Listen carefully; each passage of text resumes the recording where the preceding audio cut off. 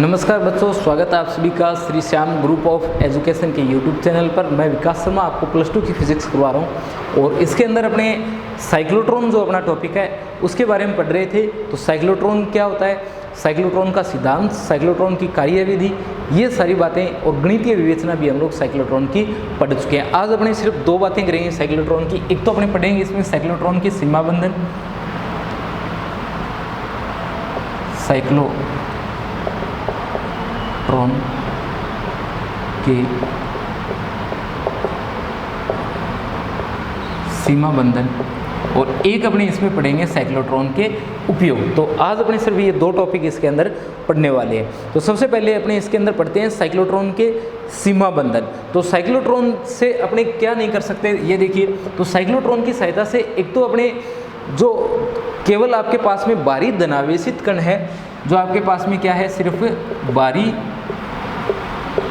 धनावेशित कण है, साइक्लोट्रॉन से अपने केवल उन्हीं को क्या कर सकते हैं, त्वरित कर सकते हैं। इसके अलावा जो आपके पास में हल्के कण होते हैं उनको अपने साइक्लोट्रॉन की सहायता से त्वरित नहीं कर सकते। क्यों नहीं कर सकते? क्योंकि आपके पास में जो सापेक्षिकता का प्रभाव होता है उसके अकॉर्डिंग जो अपने लिखते हैं m = m0/1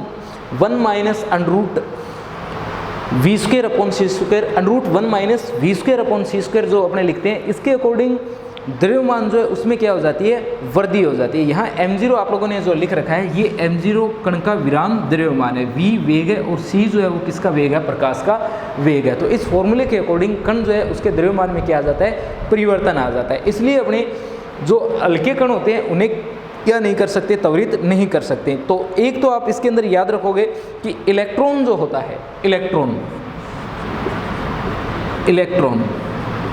इलेक्ट्रॉन को त्वरित करने के लिए अपने किसे काम में लेते हैं, इलेक्ट्रॉन को त्वरित करने के लिए अपने बीटाट्रॉन को काम में लेते हैं। ठीक है, ये बात याद रखोगे कि इलेक्ट्रॉन को किसके द्वारा त्वरित किया जाता है, तो बीटाट्रॉन के द्वारा त्वरित किया जाता है। दूसरा इसका सीमा बंधन आता है कि अपने जो न्यूट्रॉन होते हैं उनको साइक्लोट्रॉन की सहायता से अपने त्वरित नहीं कर पाते हैं। क्यों नहीं कर पाते हैं? क्योंकि न्यूट्रॉन जो होता है उस पर किसी प्रकार का आवेश नहीं होता है। और अपने जो डी बनाते हैं उस डी के अंदर क्या करते हैं, एक बार प्लस का करते हैं, एक बार माइनस का करते हैं और उसी से अपना कण जो है वो क्या होता है, त्वरित होता है। परंतु न्यूट्रॉन जो होता है उस पर किसी भी प्रकार का कोई भी चार्ज नहीं होता है, इसलिए अपने न्यूट्रॉन को जो है वो भी क्या नहीं कर पाते, त्वरित नहीं कर पाते। तो ये दो इसके क्या आते हैं, सीमा बंधन आते हैं। अब बात कर लेते हैं अपने उपयोग की कि साइक्लोट्रॉन जो है इसे अपने उपयोग कहाँ लेते हैं।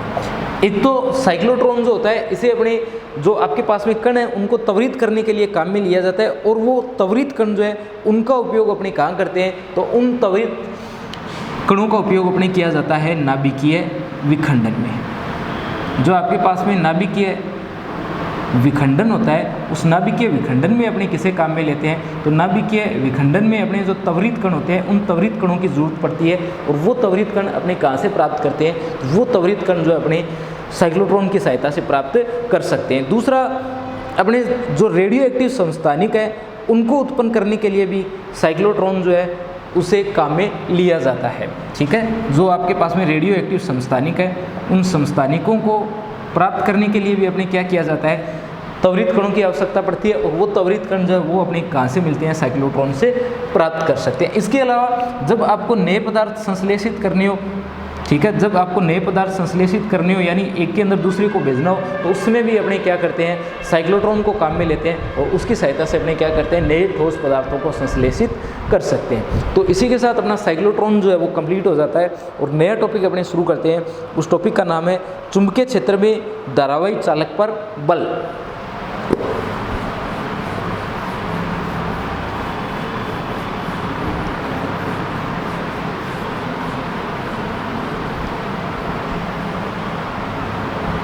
अपना नया टॉपिक है चुंबकीय क्षेत्र में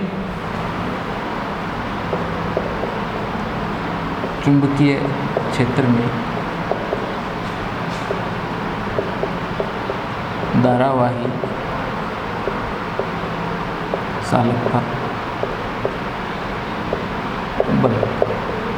तो एक तो हम लोग सबसे पहले ये देखते हैं कि जो धारावाही चालक होता है उस पर बल लगता क्यों है?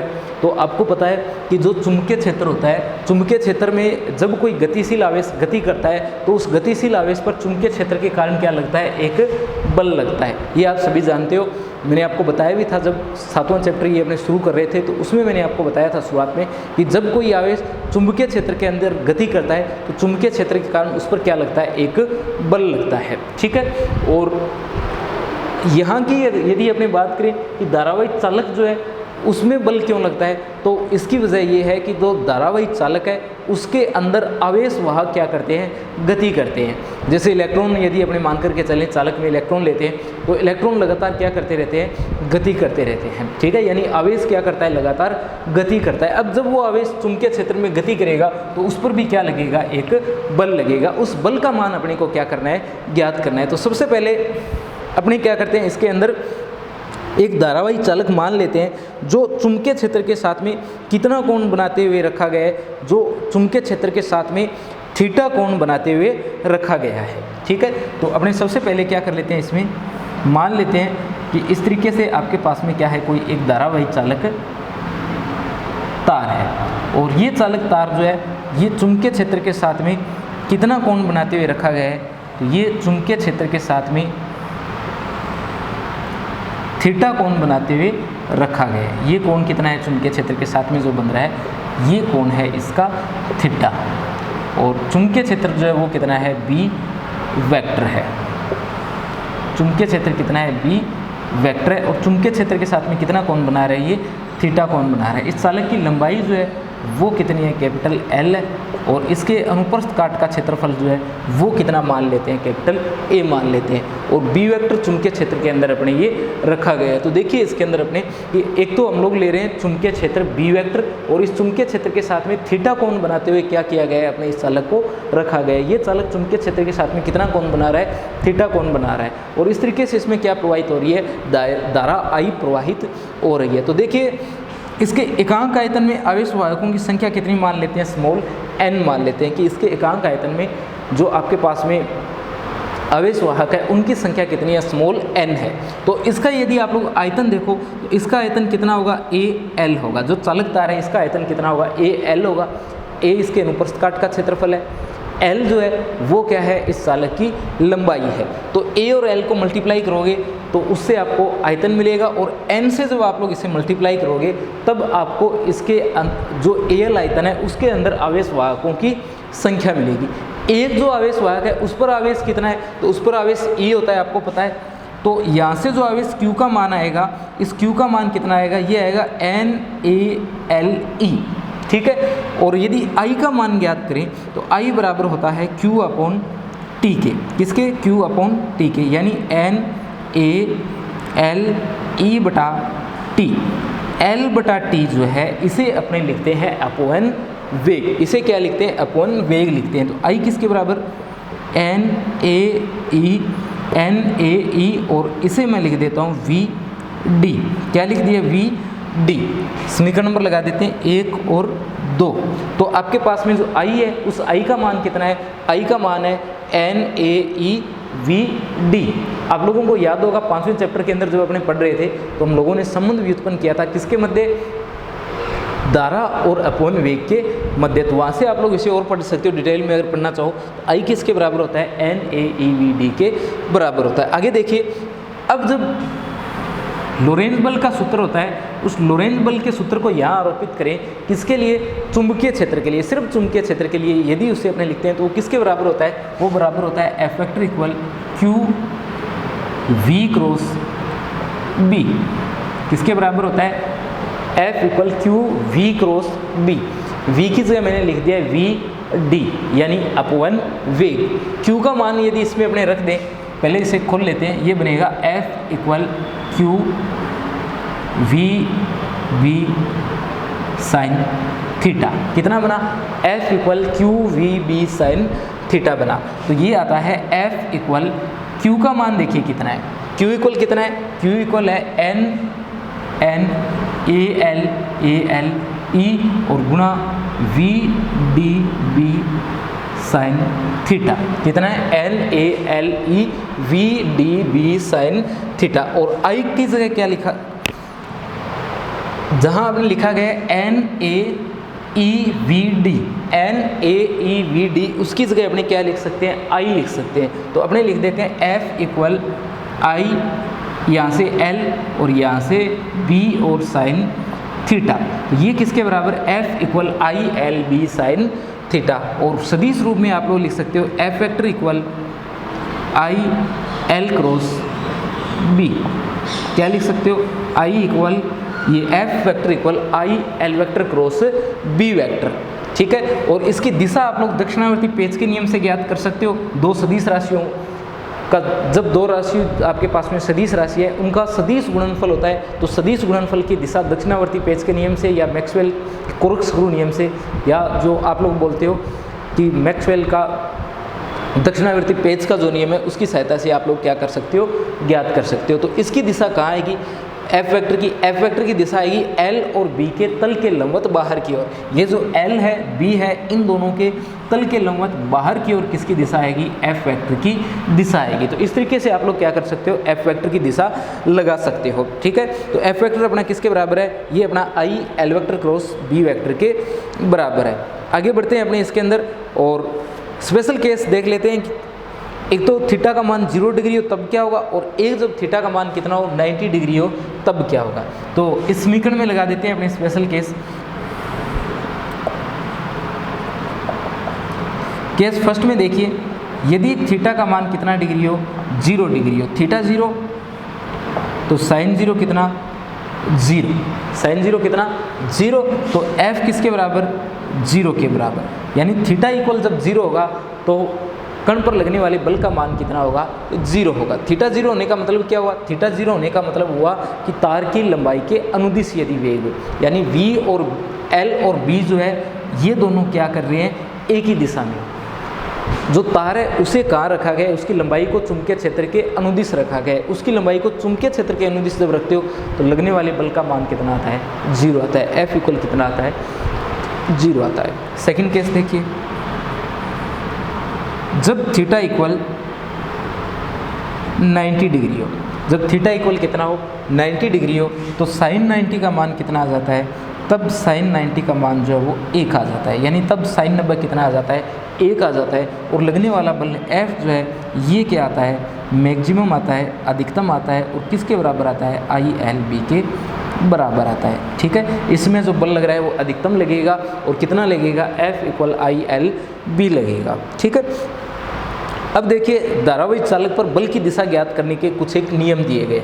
यहाँ तो आपने क्या किया है, सीधा सीधा जो सदिश प्रोडक्ट आपके पास में जो क्रॉस प्रोडक्ट होता है उसकी सहायता से मान ज्ञात किया है। दो सदिश राशियों का जब सदिश गुणनफल किया जाता है तो ये मान तो आपने वैसे ही ज्ञात कर लिया है सीधा ही।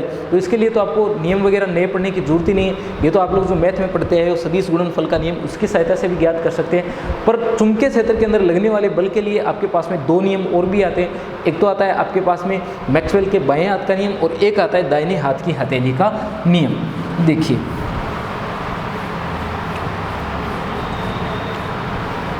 धारावाही चालक पर बल की दिशा ज्ञात करने के नियम। बल की दिशा, धारावाही चालक पर बल की दिशा, और बल की दिशा के लिए आपके पास में 2 नियम आते हैं। जो फर्स्ट नियम आपके पास में आता है वो आता है फ्लेमिंग के बाएं हाथ का नियम। पहला नियम है फ्लेमिंग के बाएं हाथ का नियम। फ्लेमिंग के बाएं हाथ का नियम। देखिए, फ्लेमिंग के बाएं हाथ का नियम क्या बताता है।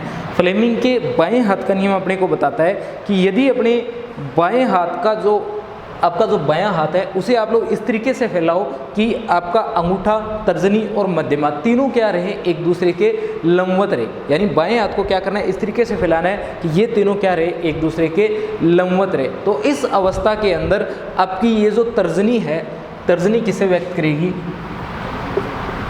तर्जनी व्यक्त करेगी चुंबकीय क्षेत्र की दिशा को। तर्जनी किसे व्यक्त करेगी, चुंबकीय क्षेत्र की दिशा को। और मध्यमा जो है वो किसकी दिशा में होगी, तो मध्यमा होगी धारा की दिशा में। और जो आपका अंगूठा होगा, अंगूठा, वो किसे व्यक्त करेगा? वो व्यक्त करेगा चालक पर लगने वाले बल को। चालक पर लगने वाला बल जो है वो किसके द्वारा व्यक्त किया जाएगा? तो चालक पर लगने वाला बल जो है वो अंगूठे के द्वारा व्यक्त किया जाएगा। ठीक है, यानी आपको क्या करना है, आपके बाएं हाथ को, ध्यान रखना बाएं हाथ का नियम है, बाएं हाथ को फैलाना है। तो बाएं हाथ को इस तरीके से फैलाना है कि ये तीनों लंबवत रहे। तो ये जो आपकी तर्जनी है ये किस दिशा में रहेगी? चुंबकीय क्षेत्र की दिशा में। मध्यमा जो है वो कौन सी दिशा में रहेगी? धारा की दिशा में। अंगूठा किसे व्यक्त करेगा? अंगूठा चुंबकीय क्षेत्र की दिशा को व्यक्त करेगा। दूसरा जो नियम इसमें आता है वो आता है दाएं हाथ की हथेली का नियम। दाएं हाथ की हथेली का नियम। दूसरा नियम है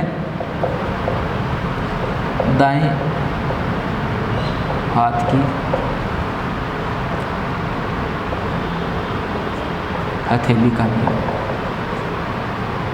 तो देखिए दाएं हाथ की हथेली का नियम जो है वो आपको क्या बता रहा है? दाएं हाथ की हथेली का नियम बता रहा है कि दाएं हाथ के अंगूठे को और अंगुलियों को इस तरीके से फैलाना है कि ये क्या रहे? लंबवत रहे। तो जो अंगूठा है उसे तो ले जाना है आपको धारा की दिशा में। अंगूठे को कहाँ ले जाना है? अंगूठे को ले जाना है धारा की दिशा में। और ये जो आपकी ये अंगुलियां हैं इन्हें कहाँ ले जाना है?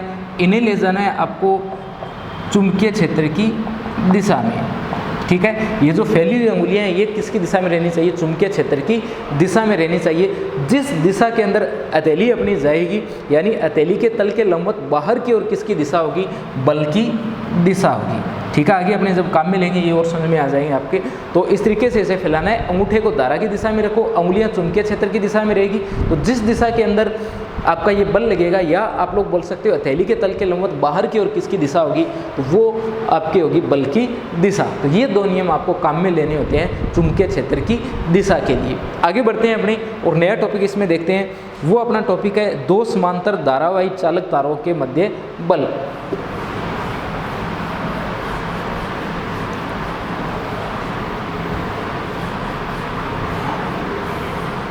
देखिए दो समांतर धारावाही चालक तारों के मध्य बल।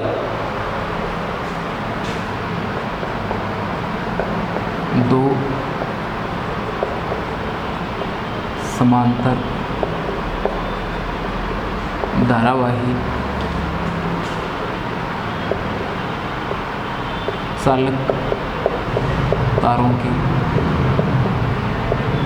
मध्य बल। ठीक है, ये अपना टॉपिक है दो समांतर धारावाही चालक तारों के मध्य लगने वाला चुंबकीय बल। चुंबकीय बल का मान अपने क्या करेंगे? इसके अंदर ज्ञात करेंगे। तो आपको एक तो सीधा सीधा ध्यान रखना है कि चुंबकीय बल जो लगेगा वो किस प्रकार से लगेगा।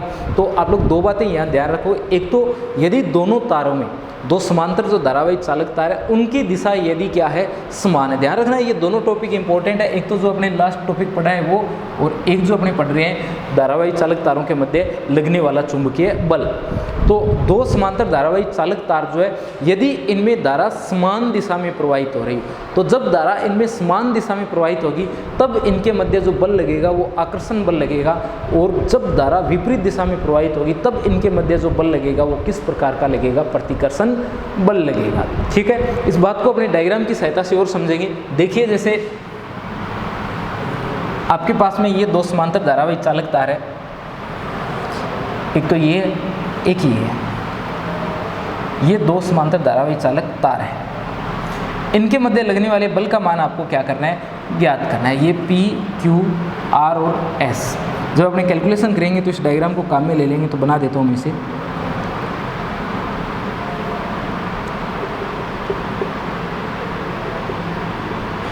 ये तार जो आपके अनंत लंबाई के तार है।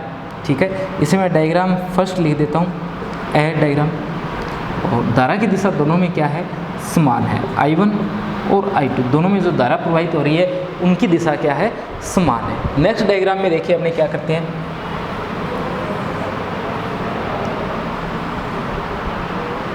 फिर से बनाते हैं।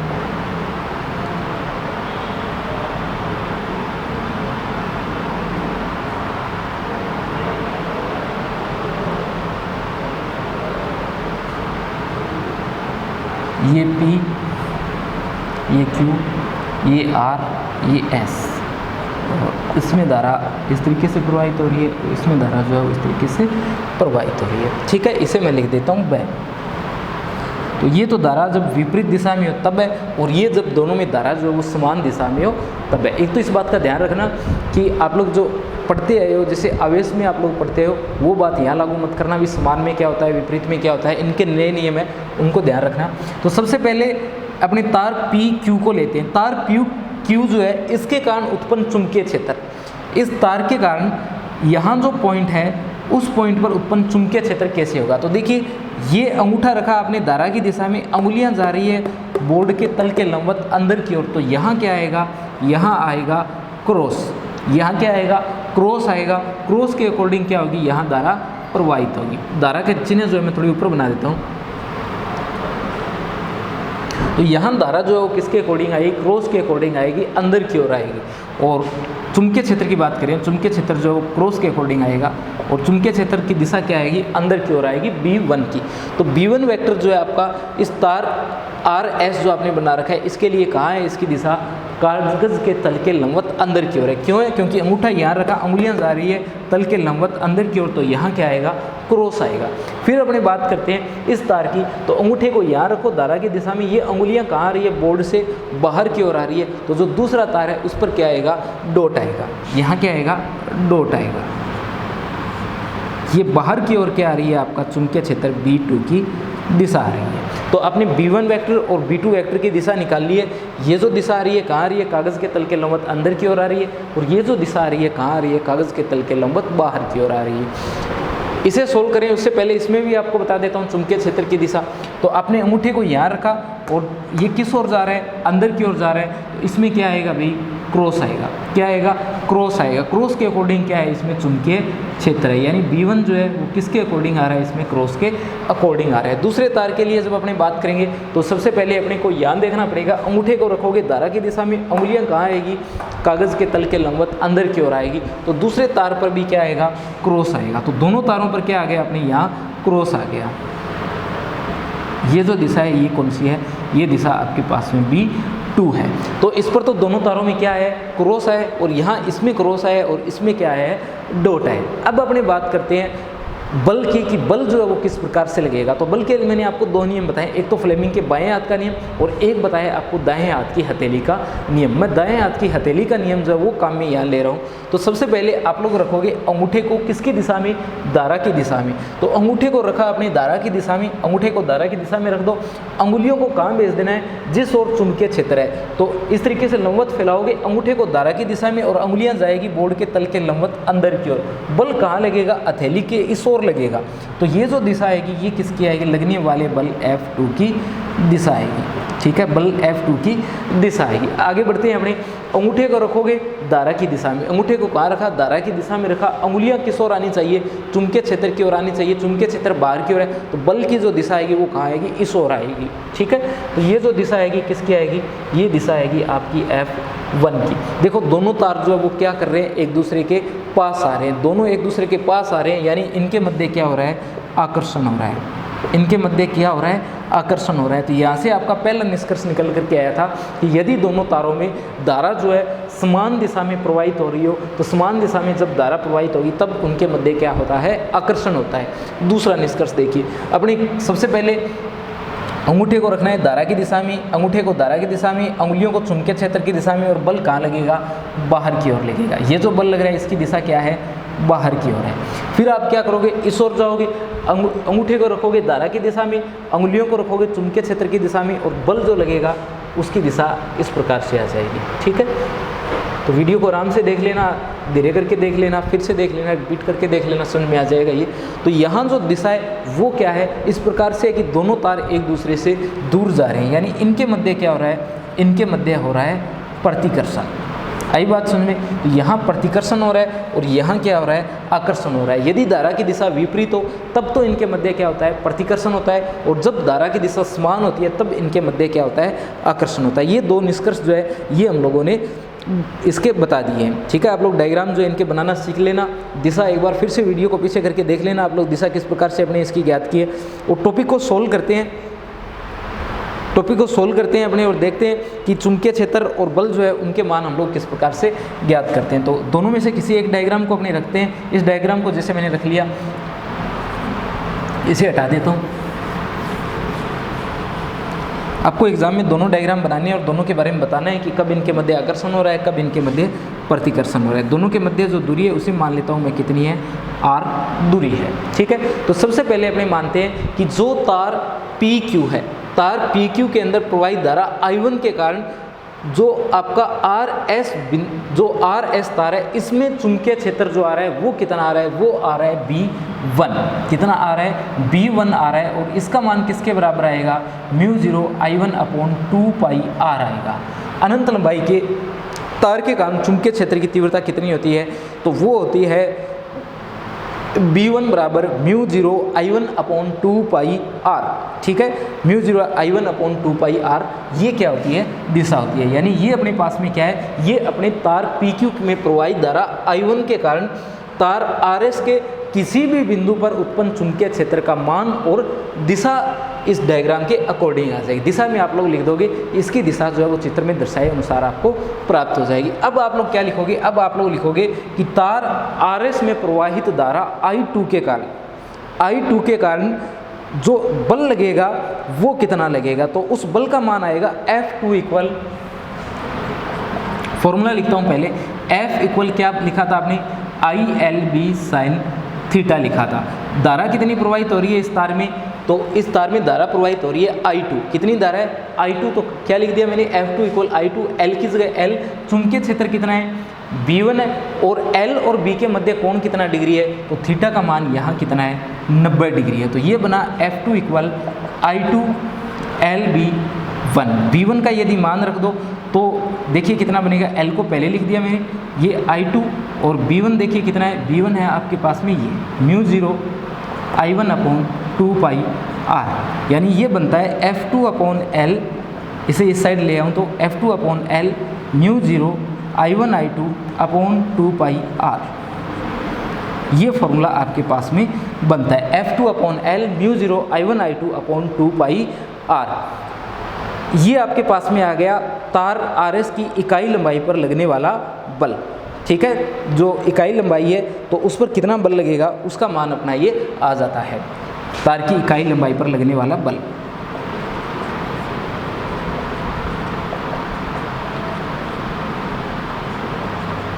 कौन से तार के लिए, ये तार RS के कारण। इसी प्रकार आप लोग क्या कर सकते हो, इसी प्रकार आप लोग ज्ञात कर सकते हो तार PQ पर कितना आएगा, F1/L आएगा, और ये आएगा μ0 I1I2/2πr। ठीक है, क्योंकि धारा की दिशा जो है 1 की जगह यदि 2 कर दें, 2 की जगह 1 कर दें, तब ये सेम फॉर्मूला जो आपको प्राप्त हो जाता है। ये भी क्या है, तार की इकाई लंबाई पर लगने वाला बल है। ये तो आपका आता है तार RS के कारण, और ये आता है तार PQ के कारण। ठीक है, तार PQ के कारण और तार RS के कारण, ये फॉर्मूले जो है आपको यहाँ पर प्राप्त हो जाएंगे। ठीक है, यानी दोनों तारों की इकाई लंबाई पर लगने वाला बल जो है वो क्या आता है, परिमाण में समान आता है। परिमाण में क्या आता है, समान आता है। तो आप लोग यहाँ से क्या लिख सकते हो, आप लोग यहाँ से लिख सकते हो कि आपका जो F1/L है या F2/L है वो किसके बराबर है, वो बराबर है μ0 I1I2/2πr के। तार की इकाई लंबाई पर लगने वाले बल का मान क्या होता है, समान होता है।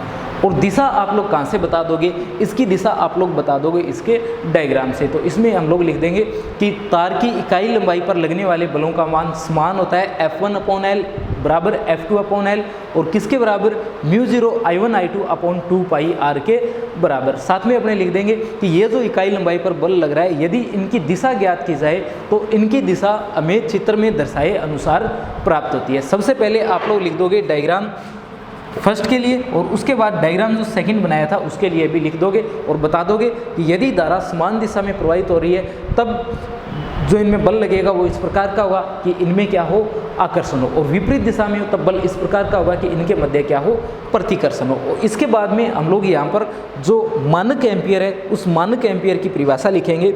ठीक है, कि मानक एम्पियर जो है उसे हम लोग किस प्रकार से परिभाषित कर सकते हैं। तो मानक एम्पियर की परिभाषा अपने कल पढ़ लेंगे। मानक एम्पियर जो है उसकी परिभाषा किस प्रकार से लिखेंगे आप लोग बना करके देखना। आप लोगों को क्या करना है, आप लोग लिखोगे I1 बराबर I2 बराबर 1 एम्पियर, और R इक्वल कितना लिख दोगे, 1 मीटर लिख दोगे। ठीक है, तो इस तरीके से आप लोग बना करके देखना कि तार की इकाई लंबाई पर बल यदि इतना लग रहा है तो मानक एम्पेयर की परिभाषा कितनी बनेगी। म्यू 0 की जगह 4 पाई गुणा 10⁻⁻7 लिख देना, ठीक है। तो इसकी परिभाषा कल पढ़ेंगे अपने।